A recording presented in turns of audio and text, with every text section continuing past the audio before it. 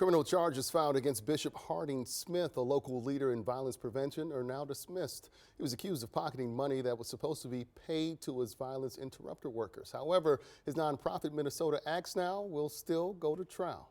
Smith is now speaking with our Jessica Hart about the 17-month legal saga.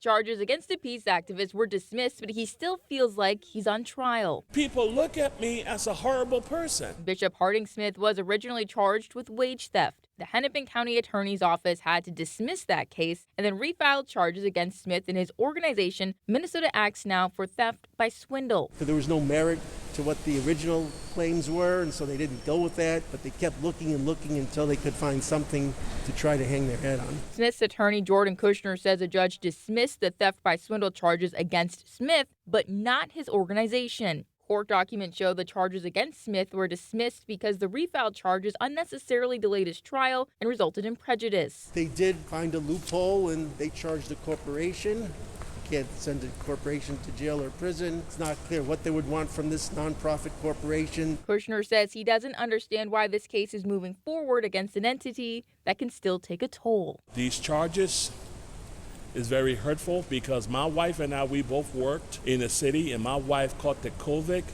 that killed her doing this job. We turned the city around. And this is the payment that I do get for doing such a wonderful job. In a statement, the Hennepin County Attorney's Office says they disagree with the court's decision to dismiss the case against Smith. Today's dismissal was the court's decision regarding the timelines of the case, not due to a lack of evidence. The attorney's office says if Smith's organization is found guilty, restitution and fines would be the main components of a sentence. I asked if time behind bars is possible. I'm still waiting for an answer. The trial against Smith's organization is set for January 4th.